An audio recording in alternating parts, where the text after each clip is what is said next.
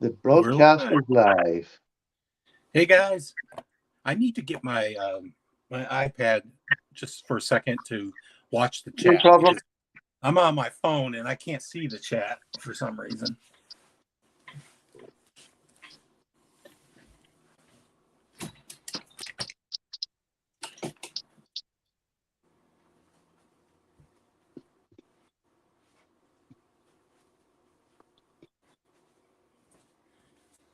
So anybody that's live, hello. Sorry, I'm a little unprepared. I was telling Patty that I got home late and I need to get my iPad so I can see what you're saying. Well, I spent about the first hour trying to get this up on Chromebook and just failed miserably. I'm technically inept. Yeah, my PC isn't even on. So it would take a little bit longer to get it set up for a PC for a face view. I could switch to my camera, front facing camera, but it's easier That's to show people the knives. uh I've been opposed to showing my face lately because I've been growing in my hair out and it's like getting have long you and I seen need to cut it. So have you seen my head and my beard? I'm yeah. just blaming COVID. Oh, you have COVID? No, but I'm blaming it for my hair. Oh, okay. that I could say that I have COVID.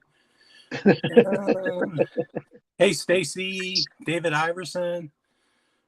I'm still waiting for my stupid iPad to start. I, I, I recognize Stacy. Stacy's in quite a lot of the podcasts that I would watch. Yeah, she's in a lot of them. She's does she monitors the comments and stuff on a lot of Yeah, people's.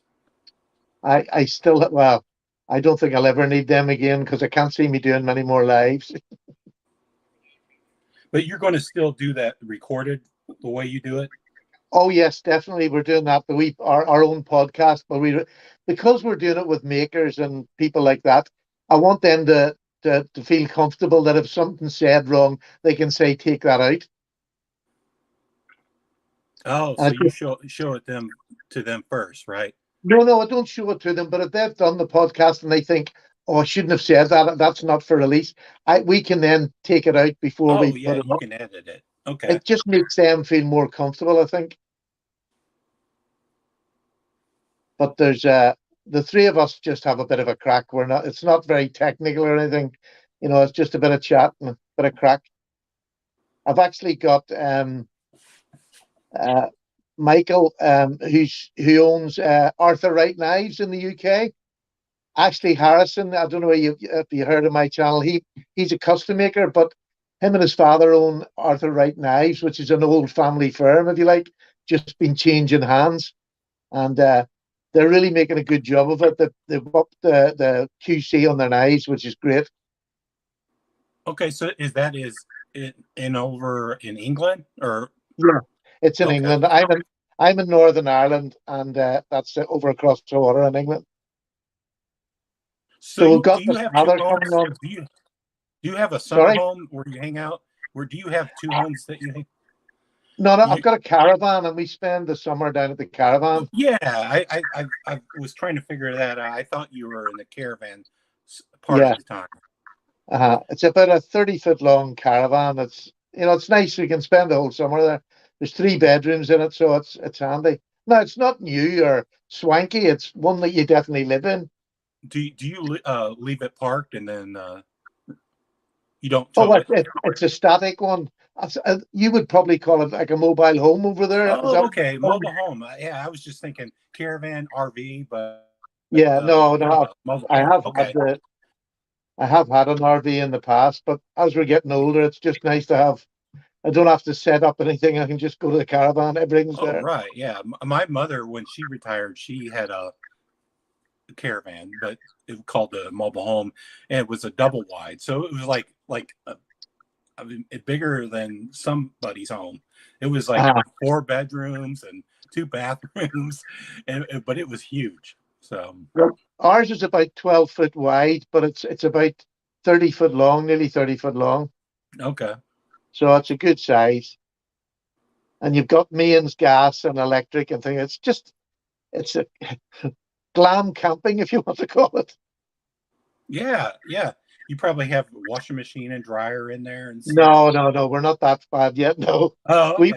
We would go up home once a week, and it's nice to get up and see some of the grandkids or whatever, and then we come back down again. We'll do the washing when we're up home.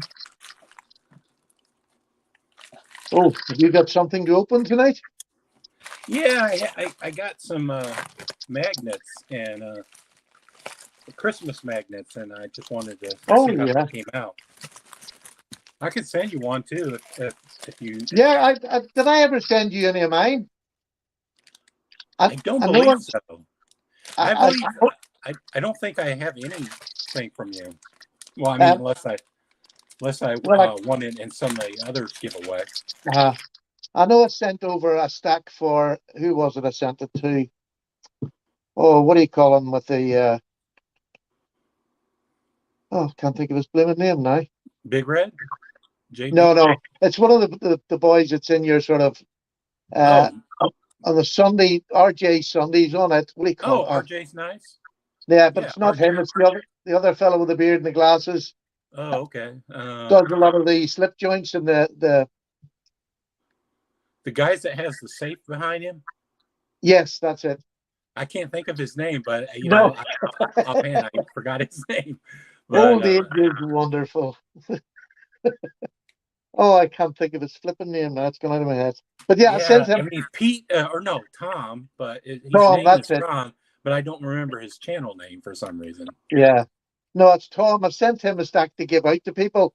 But what I'll do is I'll send you a stack over and you can use them on your giveaways or whatever. Okay. So you follow me on Instagram. We talk on Instagram. So if you give your address, I'll mail you some magnets. Right. Well, if you give me your address, then I'll mail mine over to you as well. Okay. So I always print up some Christmas magnets. Well, this is the second year.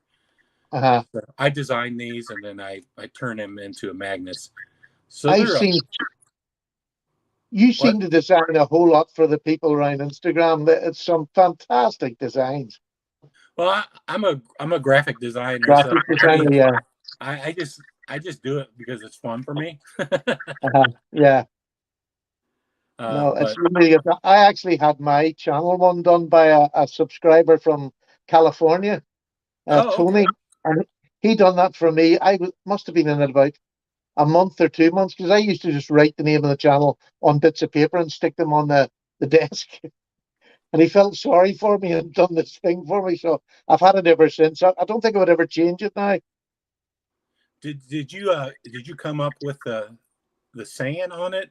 Patty's, I came up with Patty's potato peelers. Yeah. And then he took it and ran with it. You always call everybody potato chips, right? Yeah, I'm actually trying to stop it a wee bit now. I'm just calling, it was starting to get a bit I use Wastelanders, and that came. Yes. I didn't script that. I just started saying that, and then it stuck. I can't not say it now. For some reason, I can't not say it. Well, that's the way I feel most of the time. Like, my name's Stephen, it's not Patty, but I've been so used for 6 years answering all my respondents with Patty. Do you know what I mean? People just started calling me Patty, and I thought, well, just let it go. I'm quite happy. But I'll never change the channel name or whatever, but I'm just trying to change how I talk about myself. I was getting an alter ego as Patty. I won't change the channel name either, but I always say my name. I always say Gary, just so anybody that wants to call me Gary instead of Last Ranger, they'll know eventually.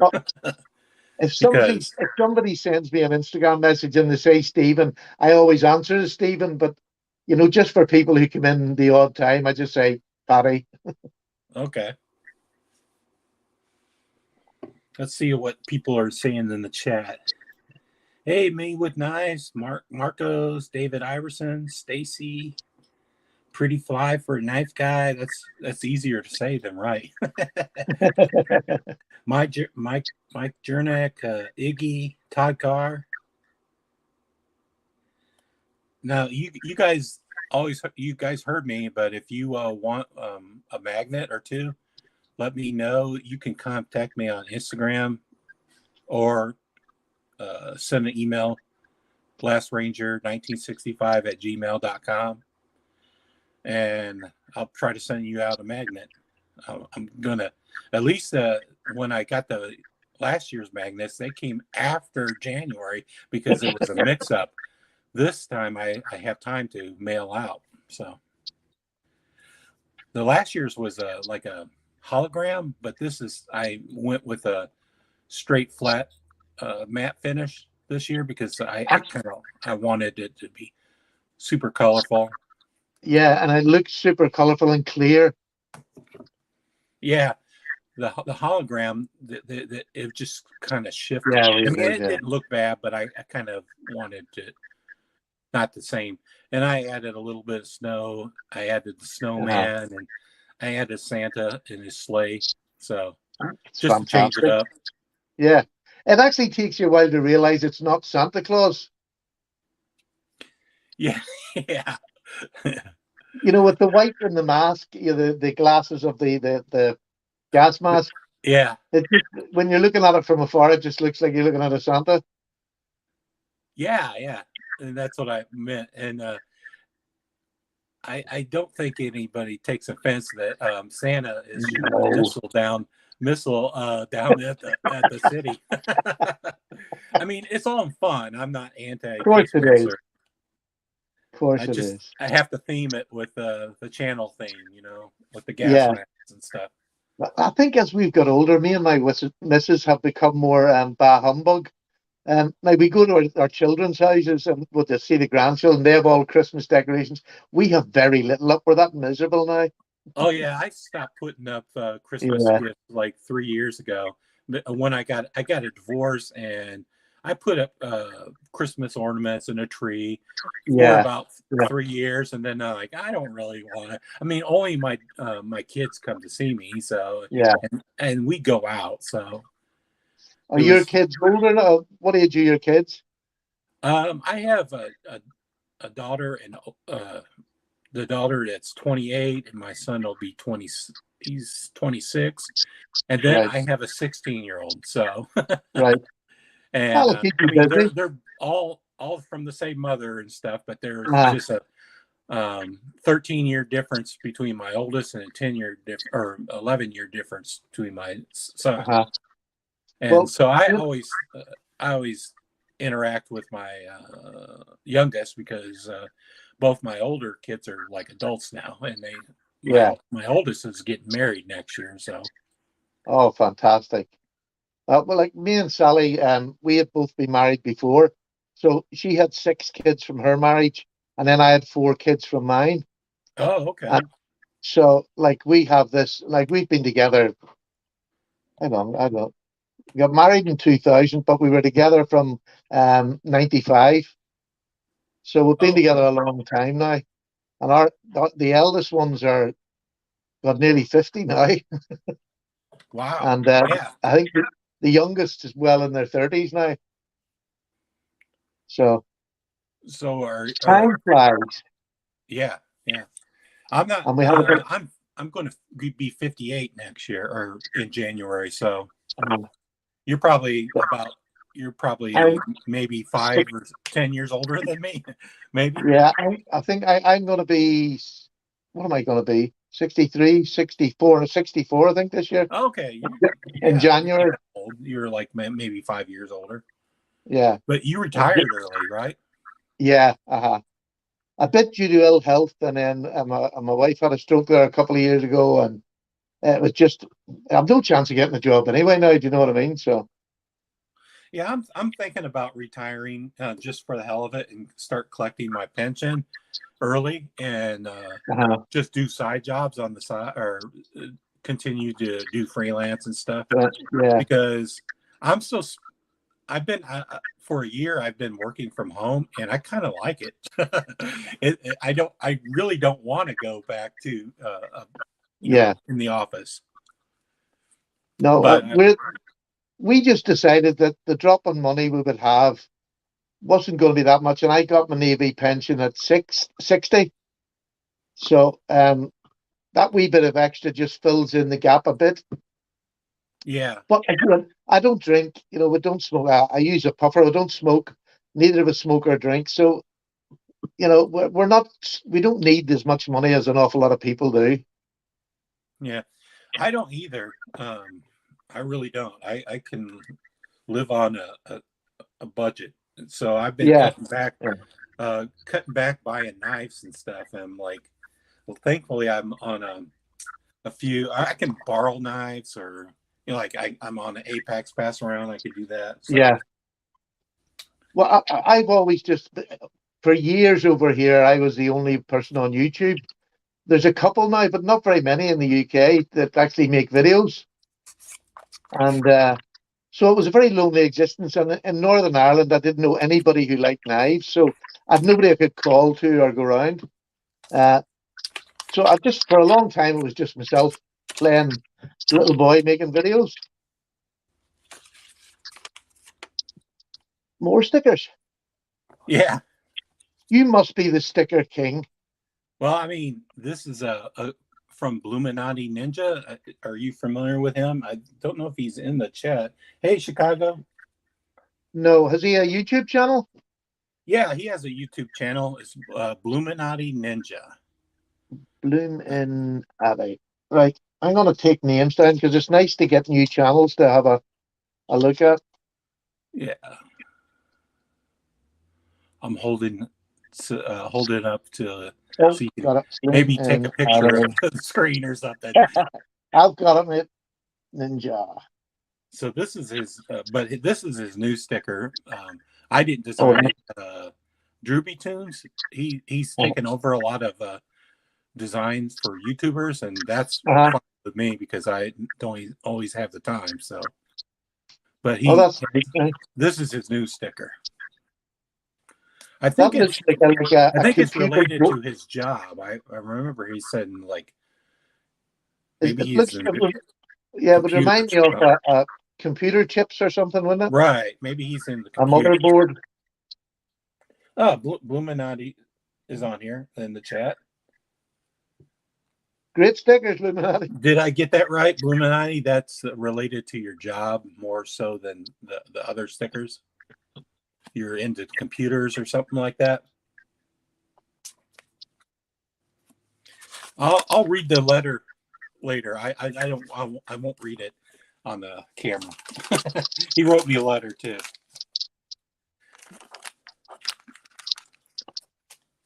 And I got another envelope from Forrest, but I kind of know what's in there. It's probably the Secret Santa. And I got we do a Secret Santa, and Forrest does are you familiar with Forrest Hanks?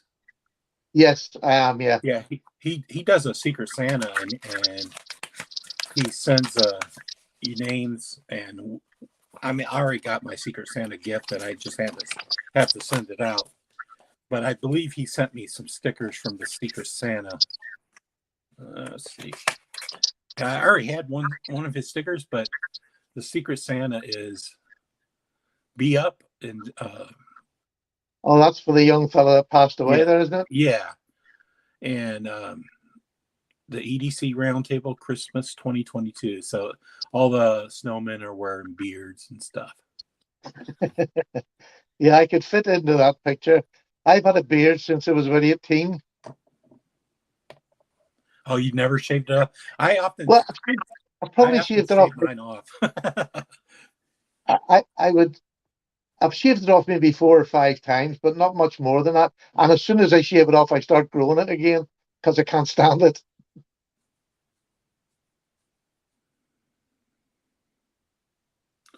Oh, I'm sorry. I'm listening to you. Ahead, no problem, trying to look at the chat too. Patina asked a question. Are we supposed to put out info on the Secret Santa? I don't know, Patina. That was my question. Maybe I was thinking of doing a video and holding on to it before I just if anybody wants to see what I got or what I sent, maybe I'll do a video, but I won't release it live because I don't think Forrest wants people to know that the person that was getting something got before they got it. So if that makes sense. How many of there is in it? What? How many is in the Secret Santa? I think he said 20, 22 maybe. Maybe there's more. That's the last number I heard. That's a good number. But I know that person that got mine. I could put up Instagram stuff and he wouldn't see it because I don't think he's on Instagram. But he sometimes is in the live, so I'm not going to say who I got. Yeah. And this is a knife that I won through the Apex pass around. I believe I reviewed it and then I passed it on, and then at the end he always like randomly draws a name and that person gets the knife. So yeah, actually David's what is that? That's lovely. The Ace Corda is black. Oh, that's a beautiful knife. Black, yeah. G10 blackout version, and I remember it has a strong D10. And it's M390 steel. Yeah. It's all black. It's very sharp, but it has a black or brass backspacer. Not black. I have this one here. This is the slip joint from Ace. Okay. This is the Farley. Okay. And it's the micarta an M390, but it's a lovely little slip joint, I have to say. Did you put a thumb set on it? Oh no, it's a finger. Oh no. Yeah, I was looking at the angle. It looked like it had a flip thumb set on there, but it's just a nail nick. Nail nick. Okay. But again, they make lovely knives. They really do, I have to say. I've actually got one coming from the company over in England here that does them. I think it's one of the wee small ones they brought out. I seen Lefty EDC had them on his channel yesterday. Oh, maybe I little tiny. So I think that's going to be coming probably next week. And then there's a new model of the Farley out. To be honest with you, as you know, well, maybe you don't know, but about a year and a half ago, I sort of nearly switched over completely to slip joints. I still have locking knives, but I don't tend to buy that many now. I'm nearly all slip joints I buy. Oh, okay. I mean, I don't blame you if that's all you can carry, you know. But yeah, that's probably your preferred knife anyway, right? Yeah. I mean, I've got some lovely slip joints that I use regularly, you know, about the house or down the caravan. When I'm down the caravan, I can carry whatever I want. Nobody's going to bother me down there. But my love is slip joints. But when you start a channel, if you just done slip joints, you really don't get yourself out there. You really need to be doing locking knives as well, just to build up a sort of base. You've been out there a long time, so there's some people that don't do only slip joints. You know, like Tom Knife Delights. Yeah. Knife Delights. That's Knife Delights. Knife Delights. Yeah, that's it. Yeah, he only does slip joints, and he seems to be doing pretty well. Michael, what do you call it? What's that guy's name? Michael with a C. Michael. He has a C last name. He particularly does a lot of slip joints and a lot of sack knives. Sack knives, yeah. Well, I've got into sacks this year as well. Yeah. I never liked sacks a year ago, and now I've got about 40 of the blooming things. I tend to get fixed in on one thing for a while, and it'll go for maybe 6 months, and then I have to break off from it and go back to something else. Yeah, I changed. I mean, I went crazy and bought like the Ohio River Jacks. I bought all of them. Well, all variations, not the color variations, but like this is a Spear Point, Jigged Titanium. This is the Warncliffe. Yeah, I didn't buy the sheep's foot version because this came with a Spear Point and Warncliffe, the double bladed. Yeah. No, they look really nice. And the only Jack Wolf I have is this. So, but you have all of them, right? Yeah, I get them all. I'm very fortunate. It's funny. I just got a notice today that the next one's on its way from America to me, so I'll probably have it in about 4 or 5 days. Does he send them straight to you? Yeah. Okay, that's probably. Now he sends that's how you get yours so soon. You get yours like 2 weeks before anybody else are. Well, I've been getting them recently. I've been getting them. I used to get them. I used to send them all to the shop in the UK that sells them. Okay. But the time it got to them, they sorted them out, and it got to me. I was only getting them maybe 3 days before they were due out.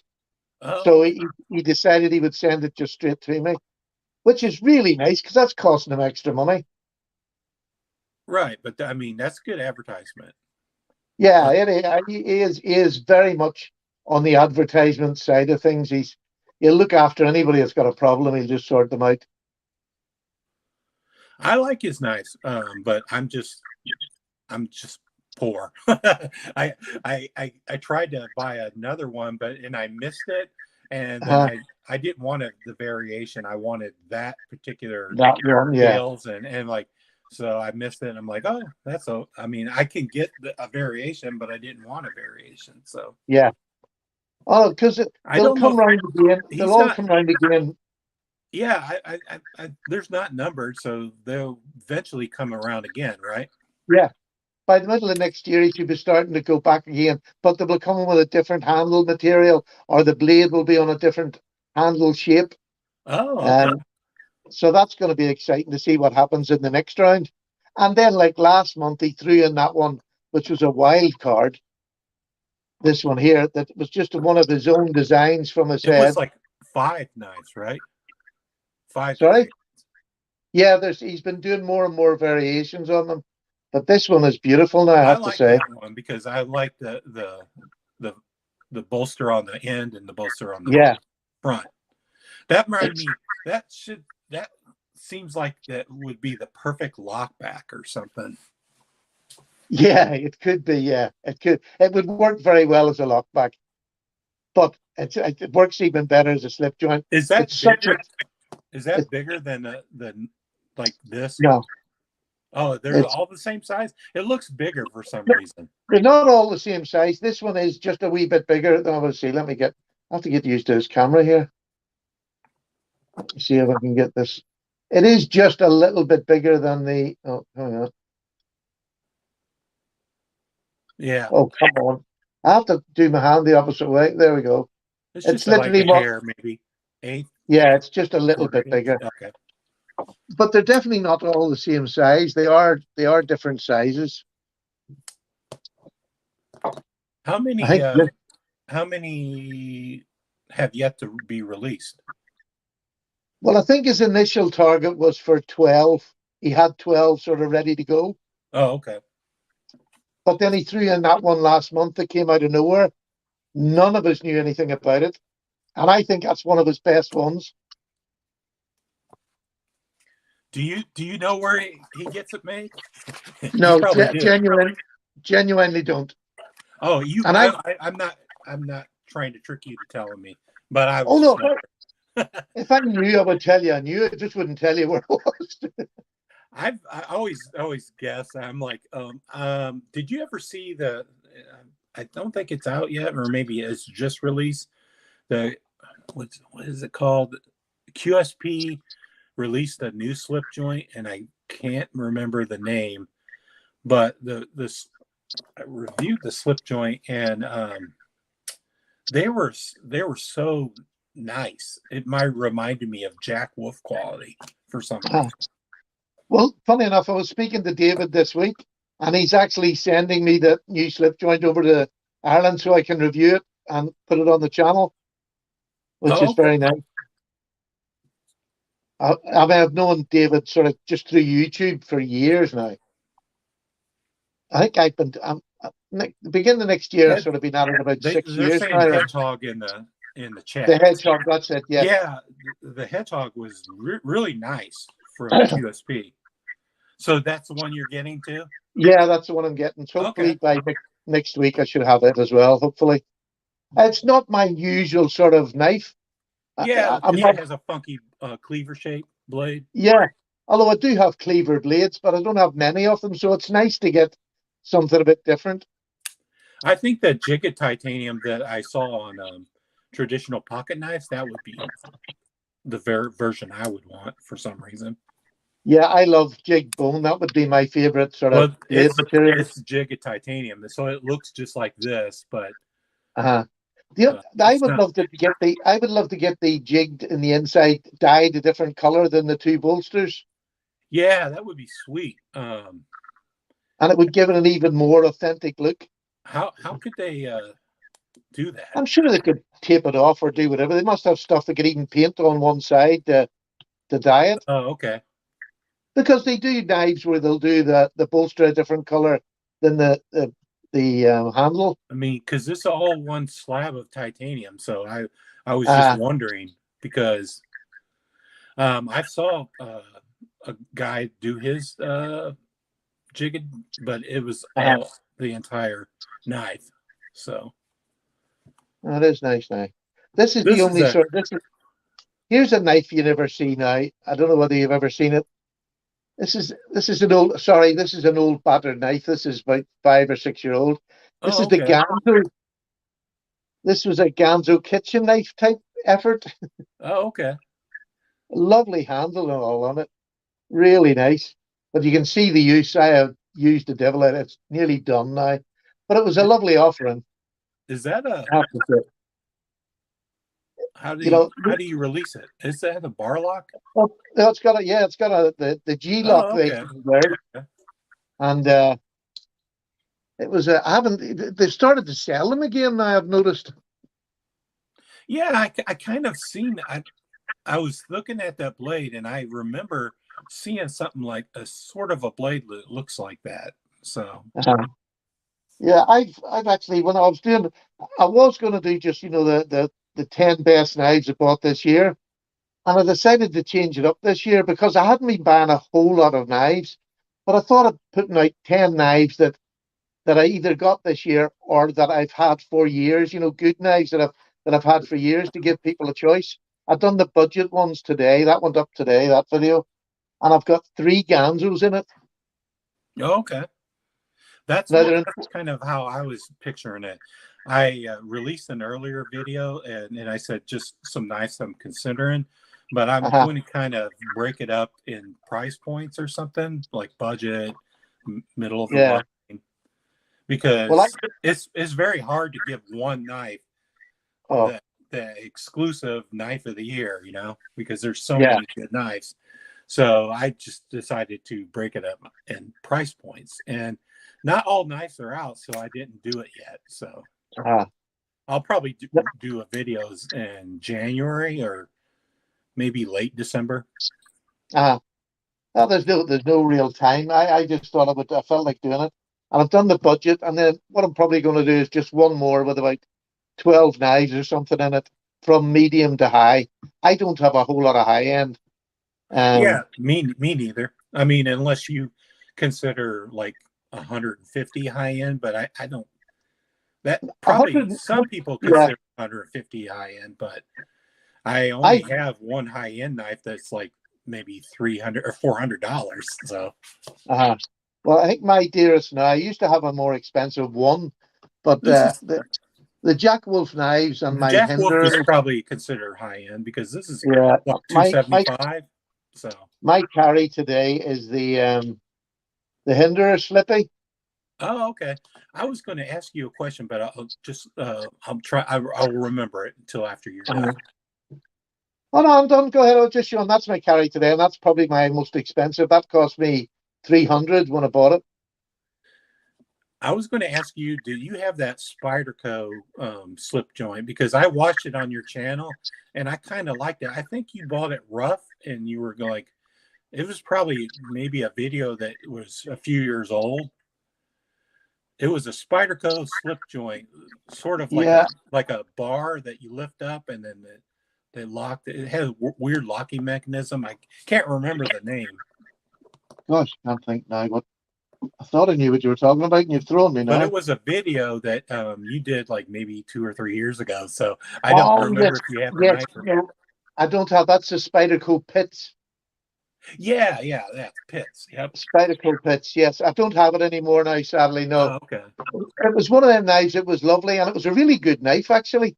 But it was just a lot of money to sit about. I wasn't using it much, so anything that I'm not using now, I tend to trade off. Okay.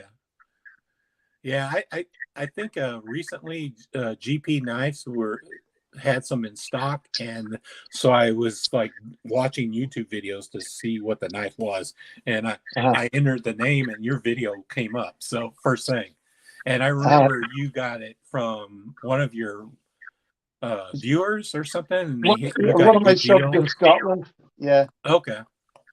He bought two. He seen them and he knew I wanted one, so he seen two for sale and he bought two and sent me one, and I paid him for it obviously, but it was really, really nice of him to do it. Yeah, that looked interesting. Very interesting knife, and really worth. It's got really pricey now. I think they just released a new issue of it this year. Yeah, I don't know. GP knives maybe a month ago they had it like a variation. I think they were calling it exclusive to them, and I don't remember what the steel was or anything, but it was the Pits. And I think it was a plain. It didn't have a fancy anno or anything. I mean, they're actually, I've seen them on the secondary market here, and they're 300 odd pounds are going on the secondary market. Oh yeah, it was like cheaper than that. It was like not even 200, right? Yeah, probably maybe 150, 170. I don't remember the price, but I would say it probably would be reasonable. It would be over the 200. Even I bought mine when I bought it second hand. It was about 200, somewhere around there. And then I found, while watching your channel, I found out that it was actually an older design. I thought it was a new design. So no, it was one of the older designs. It's now really sort of, if you've got one of the old ones now, you're holding on to a nice wee clutch of money. Yeah, I wish companies would release older designs occasionally, because I want the Benchmade full size logo, but I can't get it. I watched your video last night on the Mini. Yeah, I really want the full size one, because I tend to like full size versions of it. I had the Mini of this, the Hogue RSK, and I like the Mini, but when I saw that I could get in purple the full size one, I jumped on it, and I sold the Mini. So was it the same size as the Mini Griptilian? Was it? I don't know, because I never had a Mini Griptilian, but it was pretty maybe this size a little bit smaller in comparison. It fit my hand. But it had a Mini Griptilian. I have a large hand, and the Mini Griptilian was just too small. I could get my fingers on it, but it was never comfortable. Yeah, this one in Mini wasn't that comfortable either. It was. No. I like the full size one. So, well, I'm anywhere between. I like between 7 inches and 8 inches. Overall length of a knife. That's my comfort. Okay. a sort of 4-inch handle, 3-inch Yeah, blade. but like a 4-inch handle at least, and Yeah, then maybe a 3-inch blade. yeah, just under 3 inches, like this hinder. This is I don't think I'll ever find another slip joint that's just so proficient at everything that this knife is. If you ever get a Yeah. chance to try them out, they're nice and thin. They're not that big clumpy hinder knives. This is just so comfortable. So is that rare, that slip joint version? Because do they make it anymore? They did make it up until a couple of years ago. I don't know whether they still. I haven't seen them for sale recently. I don't ever see anybody that shows off the hinder slip joint. So I've seen it. You show off it, and then but I've never watched the hinder guy, Brant. I don't know if he ever shows it off. Yeah, maybe well, he probably has one. Brant carries this nearly every day. Oh, the slip joint? Yeah, he carries a slip joint nearly every day. Now he has another hinder, but this is the one he will take out and use nearly every day. Funny as we're speaking of that, I was watching him. I watched him last night, and he was just saying the same thing again. He was on what do you call the fellow that yells with a big beard? Pocket Metal. Yeah, he was on Pocket Metal last night, and he was showing it because he carries it nearly every day. Okay, I miss Pocket Metal's video on Monday. I'm terrible. I watch an awful lot. I really need to comment more. Yeah, I usually try to comment just to let them know I'm there. You know, like, hey, everybody, and then and sometimes I just like I'm there, and I don't want to comment for some reason. I think because I like slip joints doesn't mean that I don't like other knives, and I enjoy watching anything about knives, to be honest with you. So I just watch a real varied variety of channels. Yeah, Pocket Metal comes on. Well, do you watch it live? So what's that time for you? Sometimes, because he's very late at night. Yeah, he's late at night for me too, and I've been trying to get to bed earlier, but so I can't catch all of his live. He does a 3-hour live or some 4-hour live. I could catch maybe 1 to 2 hours, but I have to tap out after that. Yeah. Now his is one that I tend to usually watch the next day. Oh, okay. So yours is a good time. So if that's 10 o'clock your time, it would be like maybe 4 or 5 in the morning your time. Yeah, Pocket Metal. Yeah, 3 or 4 in the morning he is here. But again, some nights I sit up to all hours, and then if I can get 5 hours sleep, 5 hours, 6 hours sleep, I'm happy. So are you at your winter home or?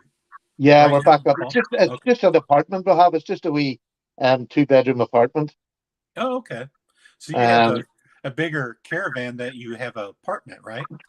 Yeah, because very close. You spend the summer there. You should have enjoy it like the room. So yeah, I mean, I enjoy the summer. We look straight out to sea. It's absolutely beautiful. It's just a wee inlet on the coast down near I don't know whether you've ever heard of a place called Portavogie. It's a little fishing port. Oh, okay. On the map. So you can see the sea by your. Sea's only about 100 yards from my caravan. Wow. I've got a deck on outside. We just sit with a clear view out to sea. That's something like if you ever gave up your caravan, you would be able to sell it for a pretty penny, right? For the no. Oh no. Okay. No. We bought ours. I think it cost us about 9,000 or something. So it's nothing fancy, but it's really all you need down at the beach. Do you know what I mean? It doesn't need to be fancy. I just was thinking beachfront property would probably be in demand or something. Well, it is, but the caravan itself that you buy, doesn't have to be super plush. It is more for families coming down and just, taking their kids. A certain amount of land that surrounds your caravan, or it's just Very a little. caravan Yeah, next to a caravan? there's about 2 car widths between each caravan. Oh, okay, okay. Uh, Now we're lucky; we've got lovely neighbours down there. So, and again, we're sort of quite miserable because we don't drink and we're not great socializers, me and Sally. So, as long as we see the family every now and then down there, that's us happy. You probably have a lot of grandkids. You said you 20, have like maybe 10 kids between you. yeah, we got about 23 grandkids. Wow. I haven't had a grandkid yet because my Uh-huh. daughter's getting married next year, and Oh, my son says he's never getting married, and my youngest, which is 16, and she said she's never getting married either. So I'll probably yeah. have the 1 or 2 grandkids from her, my oldest.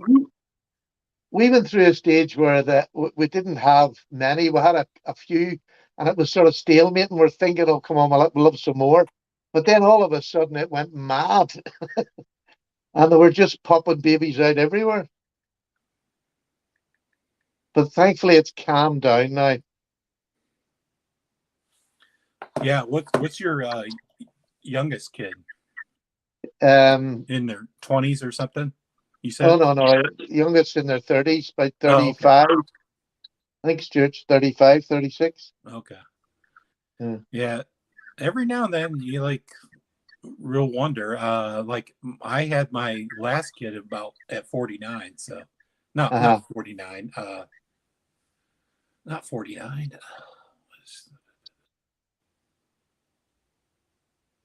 39. 30. I became a grandfather, I think I was 36. Oh, when you were talking about earlier the Ace knife.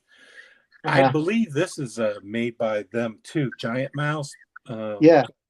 I don't recall the name of this. I won this on Instagram, but this is like maybe a $200 knife.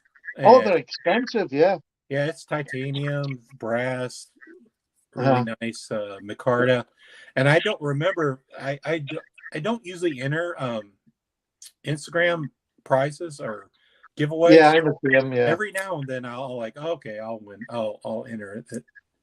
And this one I won, and I can't believe it. I won it, and then they Uh-huh. didn't come out for a year, and I kind of forgot about it. And then one day it was in the mail, and I'm like, "What is this knife? I didn't order this knife." And then I just somebody said, "I remember you winning this knife." So It's a beautiful shape, beautiful blade shape. yeah, it's a pretty And that funky forward joil is blade shape, fantastic. but it's a really small knife. You can tell I can, Uh-huh. if it wasn't for this choil, I could barely get it in my hands, but Uh-huh. I would have 2 fingers hanging off. This one's not that big. This one's only about, the Ace Farley is only about 6.5 inches from tip to Okay. toe. And Yeah, that's when you're showing that knife, that reminded me of this. So I have because to it say, I has really love them. I've a got different the blade shape too. he sent me over they've got a new micarta cover for these now, a new one with a different cover. And he sent me that over just to show on the channel, plus the wee tiny one they've brought out. I can't think what the name of that wee tiny one is at all. Gone out of my head. That's my problem. And if you ever watch my videos, I forget everything. Yeah, I have to like write it down. Like I'll forget the name like maybe 2 days later. I mean, I'll remember everything about the knife, but I forget the name. So I have to write it down, and I look off to my side and like the so and so. There's a hesitation. Some nights I can remember. This is pair 3. You can't forget that. It's No, they don't have like special names. It's a pair 3. The Para 3 is is my favorite Spyderco, I have to say. Now I like the one. It's really quite nice. It has a very generous handle, and the right blade shape. I like it. This is my only pair of 3, and this is my first pair of 3. Yeah, This is a Rex 45 steel. So I've got the one in M390 from Bento Box. This is a Bento Box, but this has got the G10 on it. I wasn't that keen on the oh yeah, this is the lightweight plastic. Yeah, I quite like the G10. This depends on if you get it lightweight, it's much cheaper, right, than the G10. God, these Bento Box ones with M390 when they come out were about £200 odds. You know, I don't think it was worth it, but it's a beautiful knife. I'm glad to have it. Okay, yeah. I think I paid $122 for that, and this is not bad. Rex 45 steel, $122 is a pretty nice price. I've never had Rex 45, but if I'd have seen it for $120, I'd have bought it myself. Yeah, that's supposedly a great. They called it the Stormtrooper look or something because it was great. But later they released a coated blade in the same steel with the white handle, and that reminded me of a Stormtrooper more than this. Yeah, with the satin blade, it's not Stormtrooper-ish. No, but I like it. Apparently, Rex 45 can patina, right? Do you know about? I don't think it's stainless. I think there is that just a wee bit of it that it can go off color if you like, maybe a wee bit gray. Yeah, that's what I was thinking. But I'm not 100% sure. Yeah. But someone probably knows supposed to be really good. Probably people will answer it in the chat. It's like, well, if anybody wants to ask any questions, I will answer anything. Can you see the chat too? No. Oh, okay. No, I don't have the I'll chat. have to read the chat if they have any questions. Have you any knives that you want to get before the end of the year, Gary?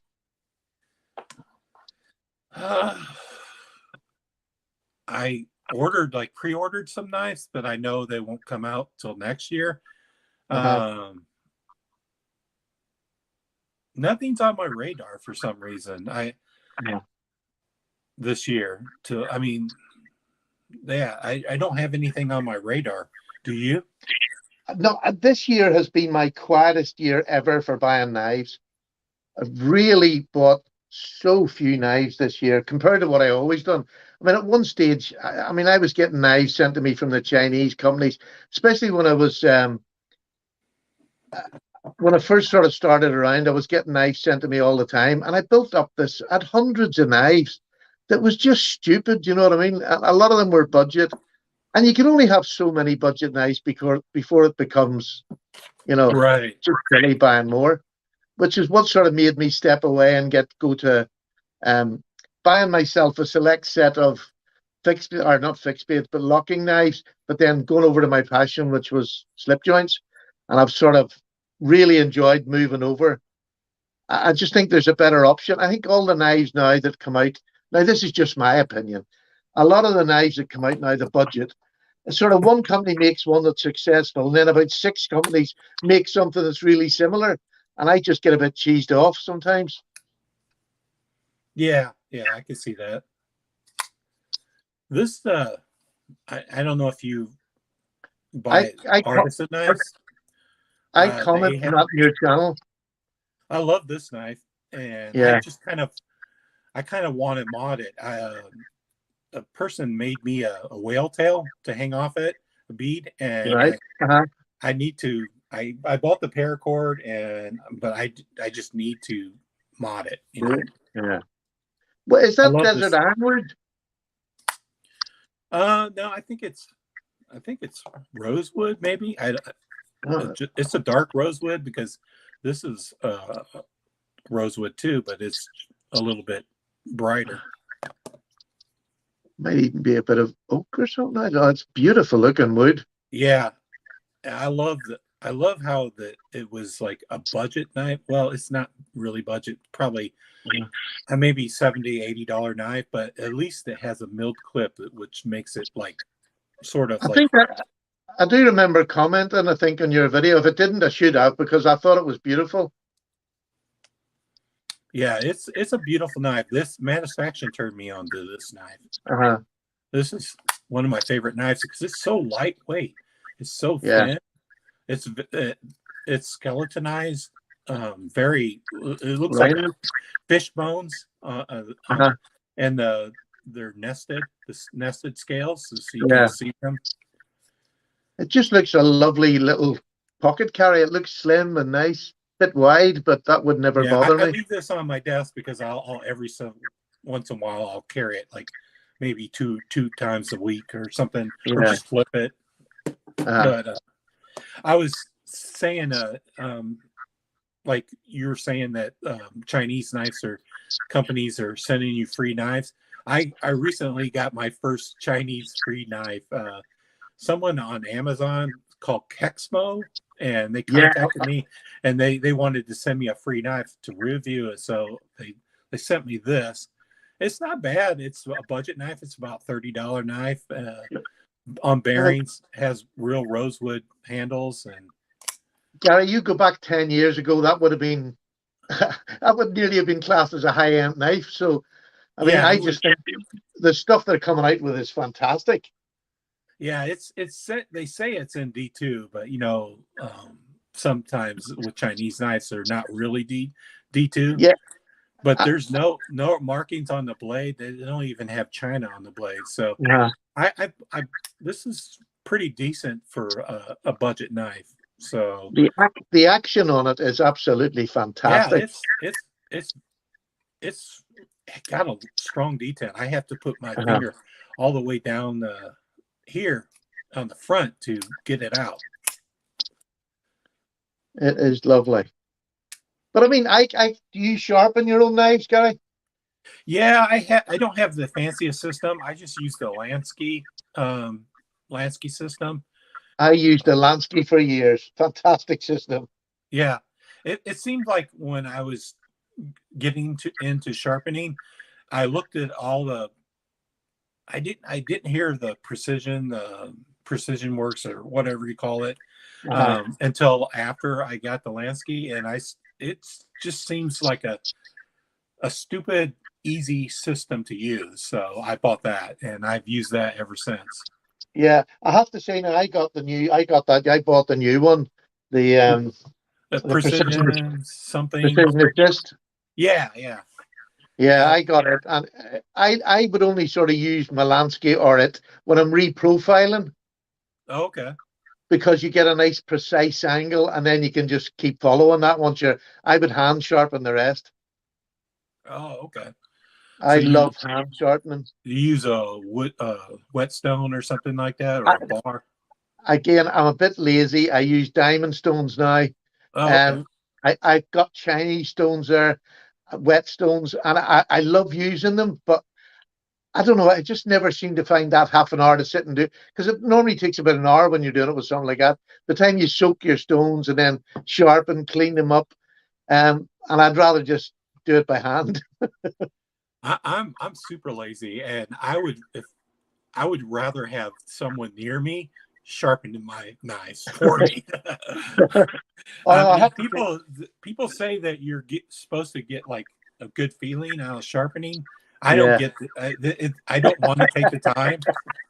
Like I sharpened 2 blades one time, and it took me like over an hour, and I was just cussing to myself the entire time. I have to say, I'm actually teaching my mate Justin, who's on the podcast.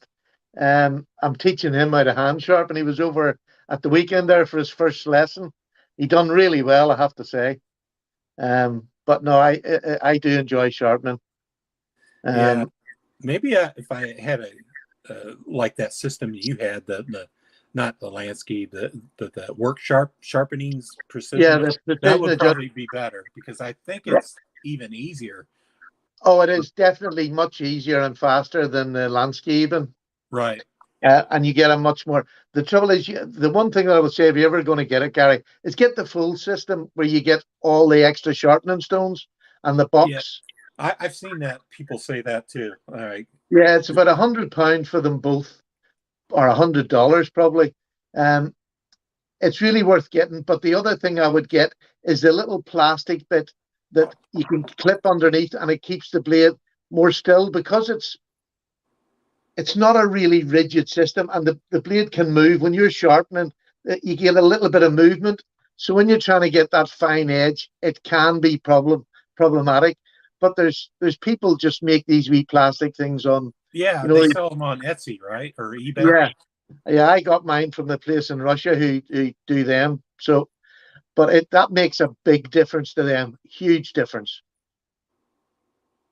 Yeah, that's I've watched other people's sharpen on their videos, and they mentioned everything. They said just get this attachment, get the full system, blah blah blah. Yeah. Does that full system come with a leather bar? Yeah, it comes with a ceramic and a leather. Oh, okay, okay. It's got everything you'll ever need. You know what I mean? And it's got low grit stones. So if you want to reprofile, it takes minutes rather than half an hour. Okay. Really, I have to say, I would, without a shadow of a doubt. I mean, I have like every stone with the Lansky system, so yeah. and I even have the leather strapping, like, what do you call Yes. it? So I bought the extra ceramic as well. Right. And the leather strap. I usually bolt it to my desk, and I just do it from my desk, the same desk this desk. So I've got mine here. I'll let me just brought it back up from the caravan. What I done, I just used an old breadboard. Oh yeah. And I screwed the base onto it, so then I can just set it in my desk, and I don't need to screw it down every time. Yeah, I screwed my down, so that would be a wise choice to get a separate piece of wood, and I could just remove it. Yeah, you just lift it off and set it down. You don't have to screw it down because there's enough weight on it. Yeah, I can't see trying to use that Lansky system without that. Yeah, no. I've seen people holding it in their hand and doing it and all this, but yeah, it can't be that good at getting an angle when you're not precise. No. You would end up scratching the blade too.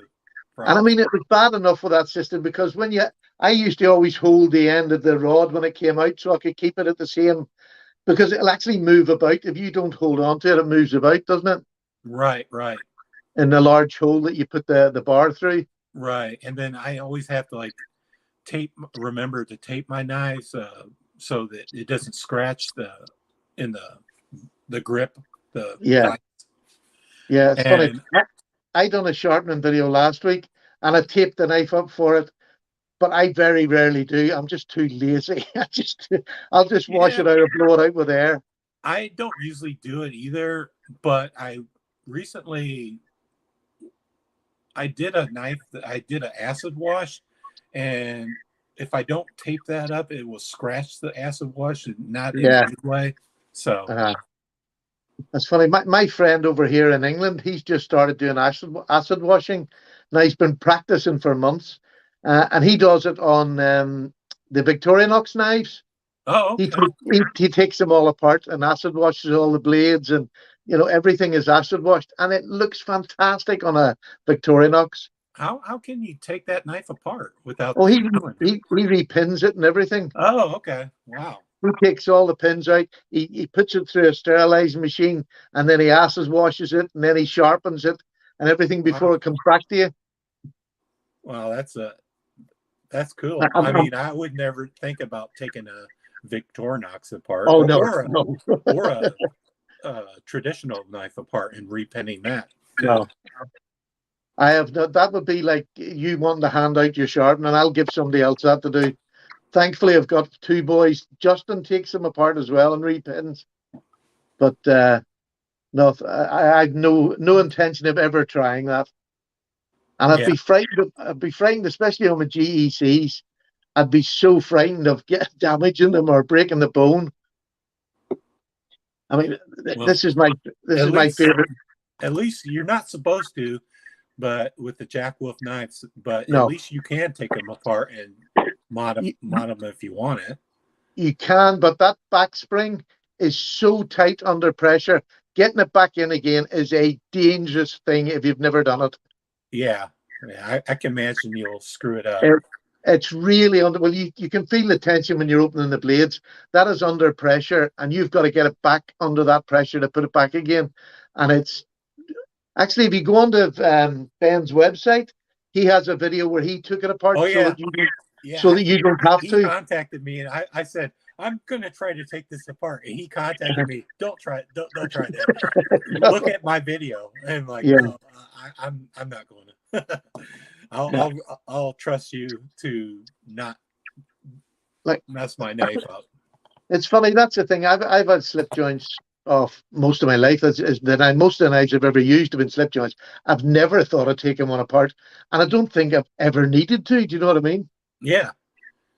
There's not much gets in there. Yeah, I don't picture myself taking these knives apart. No.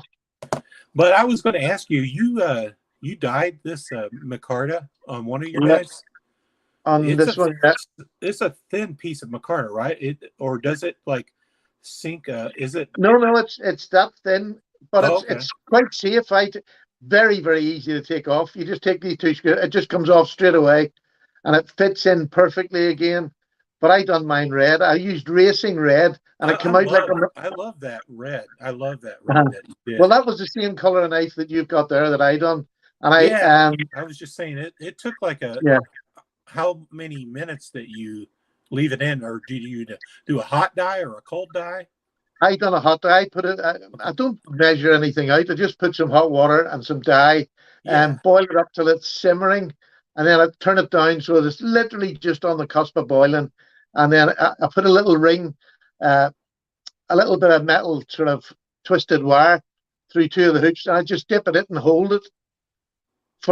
I usually hold it for about a minute, bring it out, see what it looks like. If it's not what I want, I'll just put it back in again until I get it right, but I don't leave it in for any length of time. So did you quickly attach it and screw it down so it didn't warp or something? No. It didn't warp? Okay. Once you dye it, you wash it off anyway and dry it off. And then I just put it straight back in the knife. It's not hot after it comes out of the... As soon as you put it under the cold water. Because it's so thin. It's so thin. It would, if you didn't pin it down immediately, it would warp or something. I have to say I had no problem. I washed it off, give it a good real washing, and then actually once I washed it off, it wasn't as dark as I wanted. I actually put it back in again and redone it again till I got it to become a wee bit darker. Yeah, I found dyeing micarta. I had to do it multiple sessions to get it just right, because it was like, it's just right, and then like 2 days later, like, it needs to be darker, and then I'll do it again. Yeah, but I mean, if you're ever going to do it, the maroon color, the racing red, the Rit dye racing red.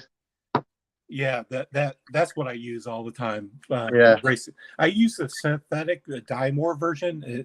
Is that what you used? Yeah, that's what I use there. Yeah. Okay. That's synthetic, because the other one apparently isn't as good. I've always used that synthetic. Somebody told me when I first dyed that to use it. There's a knife I think you would like, Gary. The Pena. Oh yeah, I've seen Penas before. They're usually like super expensive and they're hard to get too. They sell out fast, right? They're about the same price as a Jack Wolf. Okay. I think they were $280 when they came out, the Pena X series. But I love the blade shape on this one. Yeah, I love that too.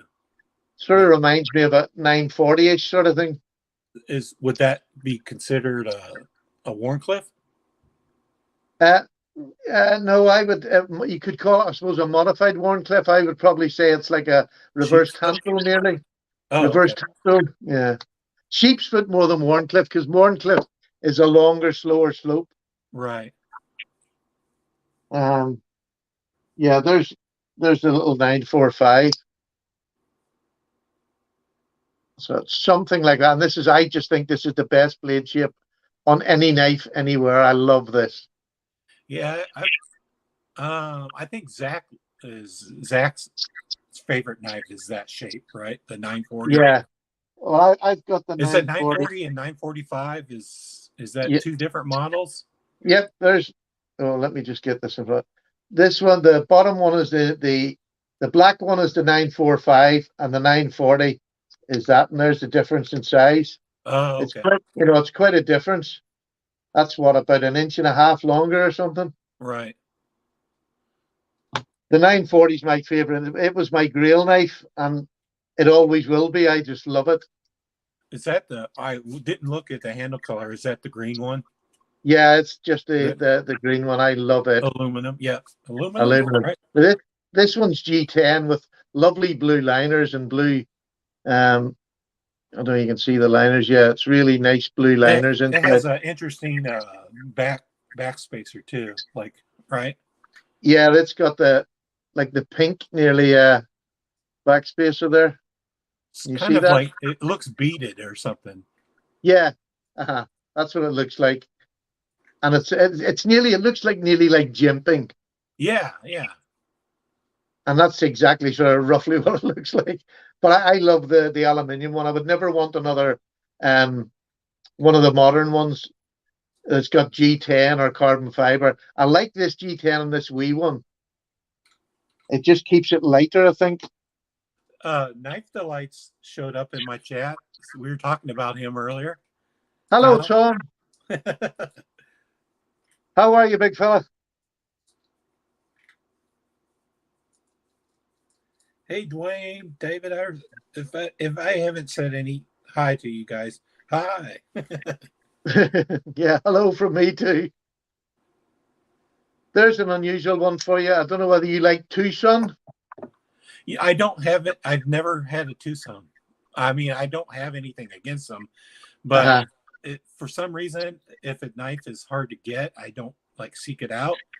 I believe they're not as hard to get anymore, right? Well, I got this one years ago. This is when they first started becoming popular, and this blade shape was really way out then. Now there's so many knives like it, but I've kept this the whole time because it's such a good knife. It's just in D2, but it's titanium, and the titanium is fantastic, a lovely color. Yeah, I like that handle. I like how it's starting to show wear now, and it's just beautiful.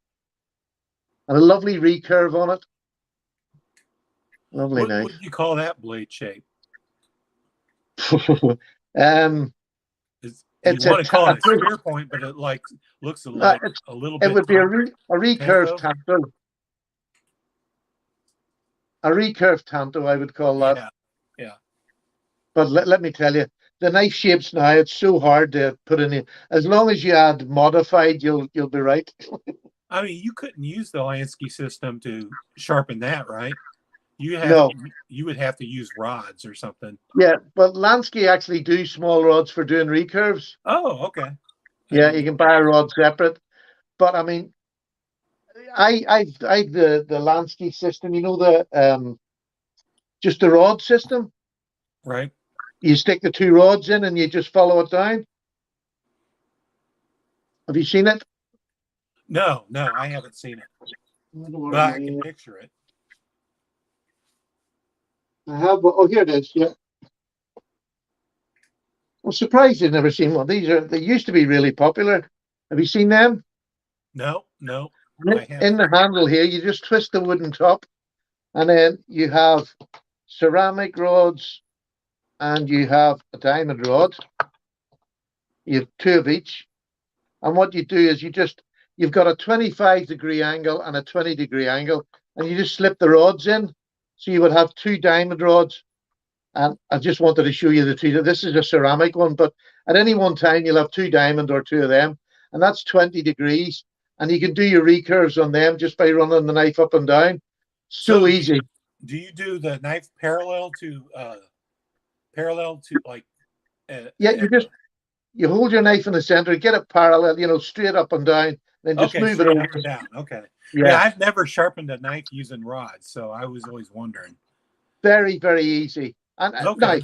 I wouldn't like to do M390 or something too much, but other steels is very, very good for, especially non. Um, A cheaper knife would be easy to sharpen with that. Absolutely child's play. As long as you hold it straight, you can't go wrong. Okay. I collected so many, because I like sharpening. I've collected so many different things along the way. Do you know what I mean? Like Have you that's they're ever they're have you about ever 20 used pounds. like a automatic, like a grinder or something to sharpen Yeah, knives? I bought one of the Chinese. Oh, there we go. I didn't really want to invest in the workshop big one, but I bought a Chinese one, Oh, okay. which was just dirt cheap, but it works every bit as good. Just to try it and put it on the channel. I've done videos on all these, so Do you ever like worry about it would take too much metal off? I it always does. If you're not careful, it really will. Oh, Especially okay. especially a cheaper steel. And if you Okay. don't turn the speed down, it can just wreck a blade in one swipe. Wow. Because I have done it. But I only used older blades, so I wouldn't worry about if I was going to damage it. But no, I wasn't keen on it, to be honest. I didn't have the skill to use it properly. Yeah, I've been tempted to buy one of those, but I always read like so many like bad reviews about them. Yeah. Like they'll wreck your knife in a heartbeat if you don't do it right. So, yeah, I would never put a good knife in one. yeah, so I probably would trust it with like something like this, an 8CR steel. Yeah, But you I wouldn't trust it. Like maybe D2 still, but yeah, nothing else. Nothing else. yeah, nothing with a powdered metal that you're going to worry about losing. But I mean, some people swear by them. They're just not for me. I didn't have the skill. It's kind of funny when I remember taking my knife to get sharpened at somewhere, like at a hardware store when I was in my 20s, and they always used a grinder to sharpen the knives. Yeah. And I don't know if that was good, but they were super clean, sharp. Yeah. And they would sharpen the knife like to a glassy finish within like 5 minutes. Yeah. I love watching anybody sharpen. It doesn't matter if you've got a skill at doing it, whatever you use to do it. If you can get it out like a mirror finish, that's just lovely. Yeah. I have to say, I don't do many mirror finishes because I don't have show knives. I don't have any knives sitting out. All my knives I'll use at some stage. So putting a mirror's edge on is just a waste of time for me. Now, so that my carry today, where is it? What to do with it? Oh, here it is. This is my hinder. I don't use this for any bad work, any heavy work, but I'll cut cardboard and all, and I just strop it and get it to come back like that with a strop. Yeah, I found that sometimes I'll just use a strop to resharpen the knife, and I don't have to regrind, don't have to throw stones at it. So unless you like let it go like maybe like a half a year or something, then you really cut with it. If you drop it right away, maybe every 2 weeks or 3 weeks. I usually drop mine every day after use. Yeah. I very rarely have to sharpen something. Unless like the French knife I got there last week. It's a typical French knife. If you let them drop closed, they bloomin' chip. They just bounce off the back of the blade. I don't know if you've seen this. This is a little French knife with horn. Oh, okay. And I bought this lovely blade on actually. But if the French, if you let them go, there's nothing to stop them wrapping on the back of the blade or the back of the tang, and they just chipped off. So I had to resharpen that after its first day out. One Jack Wolf knife had that problem, right? Yeah, yeah. That was the little Jack, the little bro. So This one. they had to take it back and rebuild it, or Yeah. He just took it back and got them to regrind blades, which must have cost him a fortune. But fair play to him, he stood by it and he done it. But mine was okay. It didn't have blade wrap, but it was only very small blade wrap. Even if mine had it, I'd have just sharpened it out myself. Maybe 2 sharpenings would have taken it away. So I just kept mine and never had the blade wrap. There was only a few of them had it. Yeah, I think I watched Jersey Pete. He said his didn't have blade wrap either. So no. But fair play to Ben, he did deal with the problem. He just took them all back.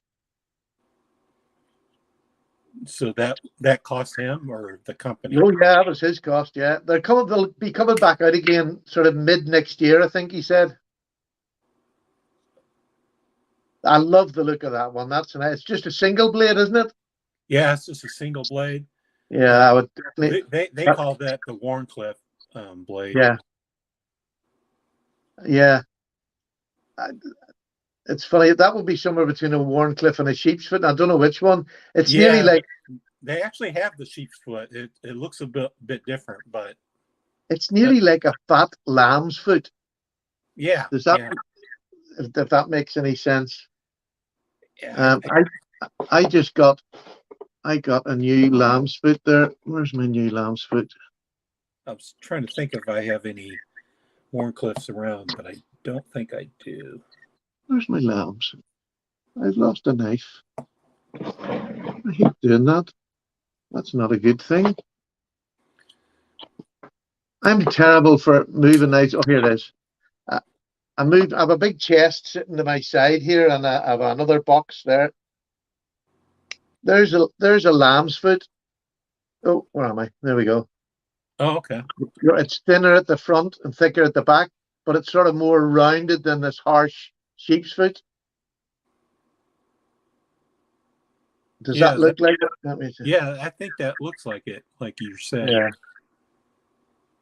But just call it a blade. I wouldn't be that fussy on these. You have to stick to all the terms.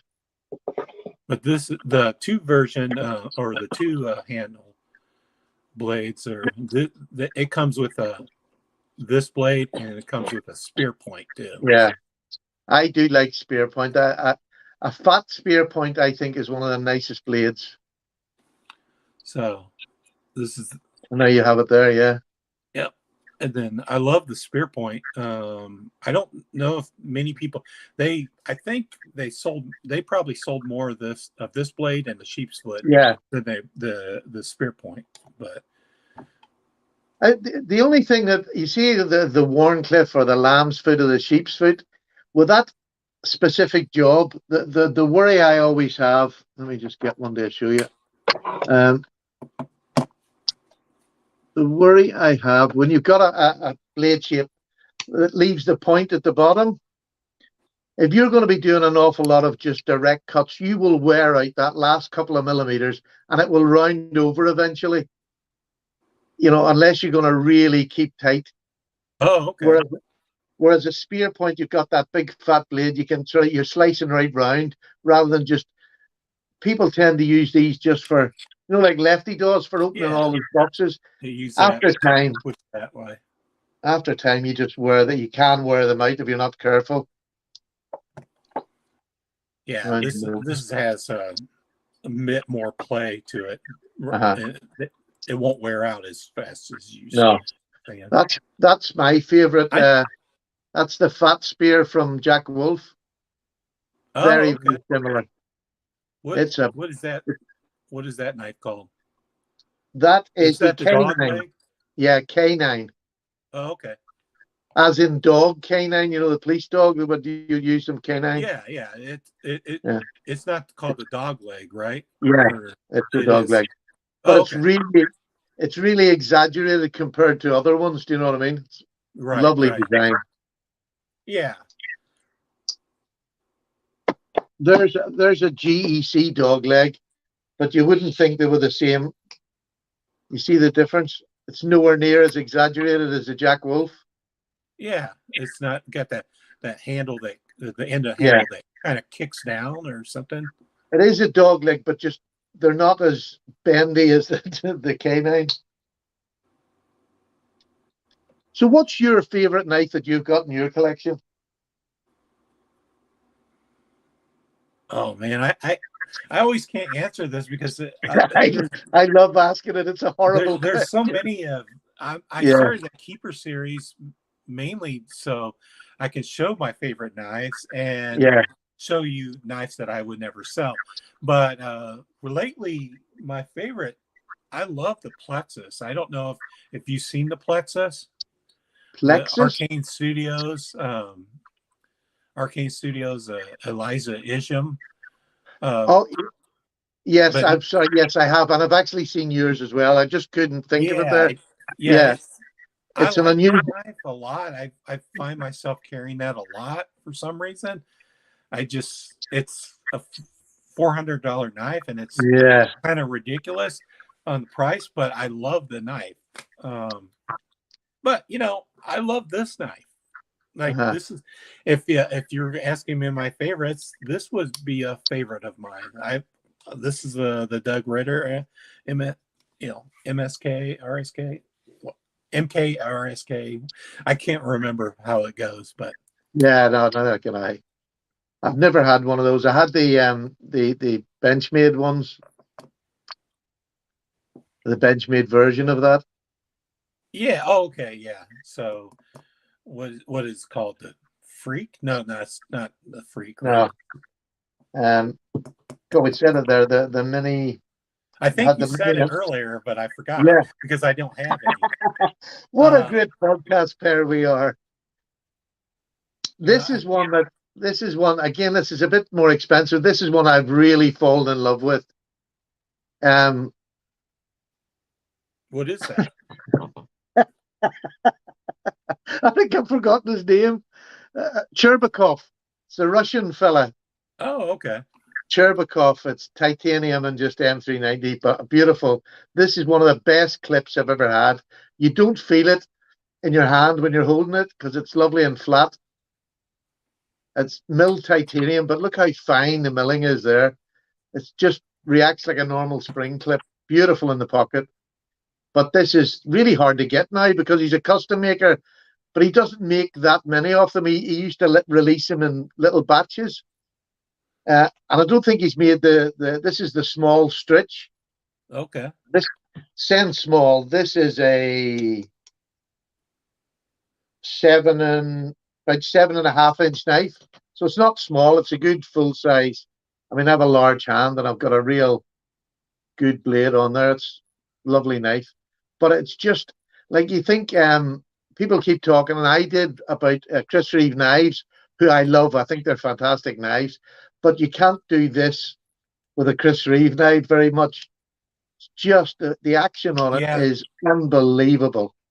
I always hear that the Chris Reeve knife has a smooth action, but it doesn't have a drop ship. No, you can put one on. If you shave the washers down, you can get it to drop. But this is just, I really fell for it this year. And I traded big money for this because they were about £300 2 years ago. I got this in the second-hand market, and I just love it.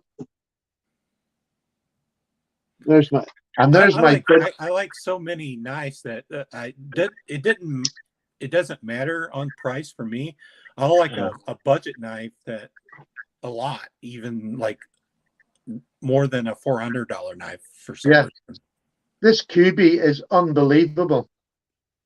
Oh, okay. That's the Kubi that looks like an Arius, right? Yeah, but it is just so smooth. Oh, sorry. It is just so smooth in action.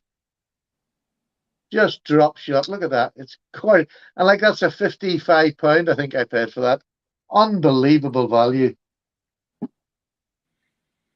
Like it's not really a slip joint, but it's technically a slip joint because it's a doubly detent.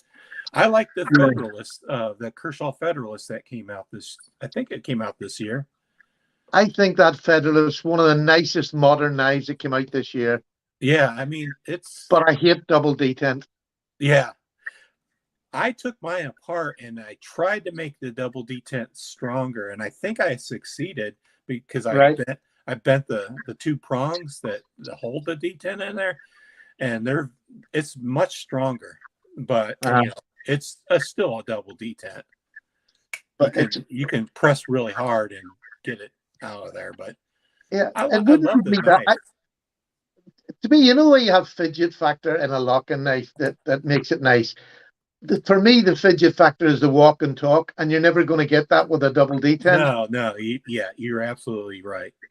But I think looking wise, if they could make that with a full back spring, I would buy it at the I drop of keep a hat. holding out. Like eventually they'll like revisit this knife and maybe Oh, give it a back spring, because they do yeah. it on their other knives. I mean, they have, this is a Kershaw, and they has a back spring. Oh, they can do a good back They spring. could do that. They could do it. It's sort of like what I was saying there, though. At the minute, you get one knife company that comes out with a double detent, and then another 10 make the same thing because they think it's popular. Right. But I think the blade shape on that Federalist is stunning. Yeah, I have this. This came out this year too, or the same year as this. This is a smaller double detent Kershaw, and I don't remember the name of it, but no, I was actually looking at that on Heine Haynes over here the other day. Oh, okay. Yeah, it's kind of sweet.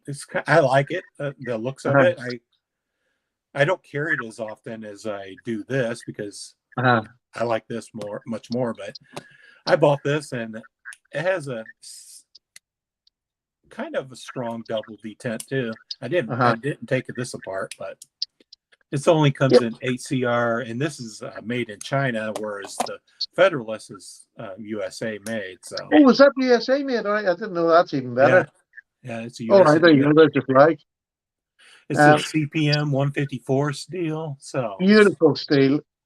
I think I paid $101 for it, so it's not super expensive, but no, for the design I would pay that, because show me another one that looks that nice. I think it's lovely. In fact, I'm starting now to think I might even risk going for one, even because I'm never fighting of a slip joint closing on me. I've been cut more times with locking blades than I have with a slip joint.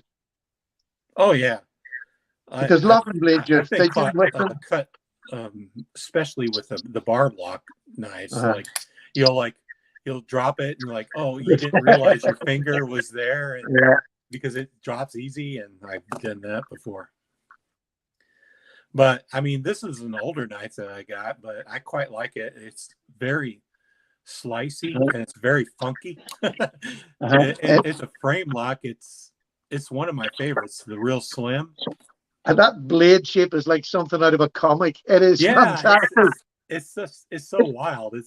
It's a fun knife. I use it for some reason I use it as to cut food. I mostly use it to cut food. I've got something very similar but very different. This is a friction folder. Oh, okay. And this was a knife that came in battle box. Yeah, but that's sweet. It's just folded over metal. You know what I mean? It's the same thing as yours, except without a backspacer.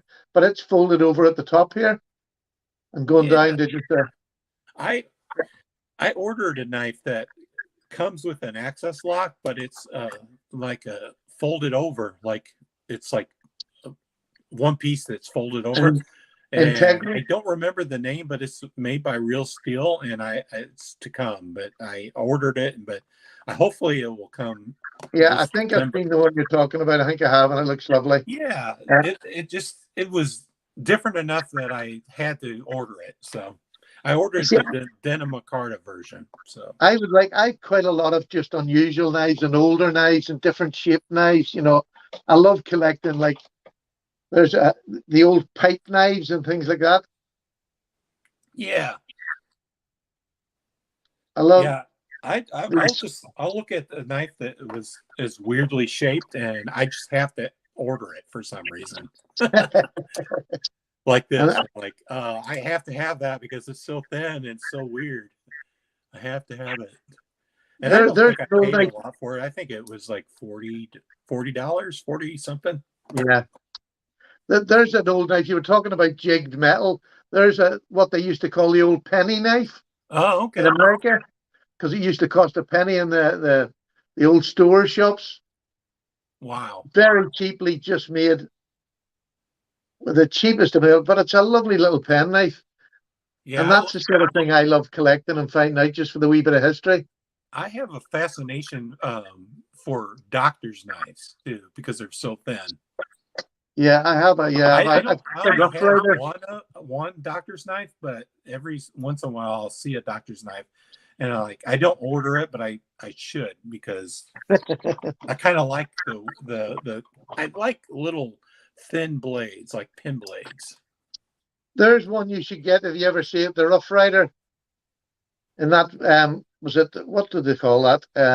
High Plains Drifter or something they call it. But it's a doctor's knife. It has the large clip, but it also has the stirring stick.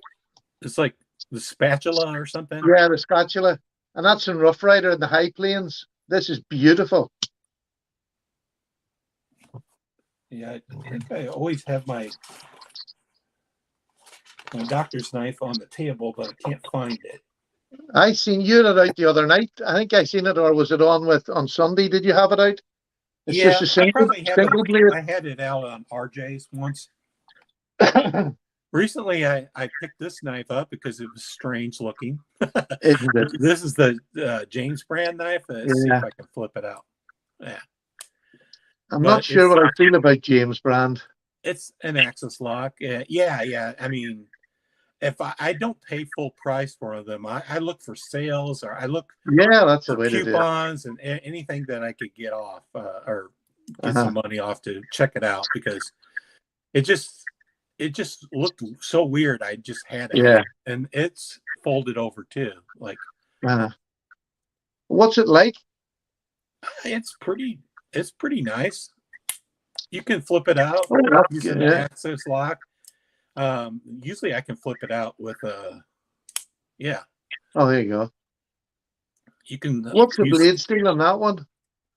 Let me see if it has it on there. Not that it matters a whole lot, but it's 12C27, so right, a little bit better than 8CR, but not as good as 14C.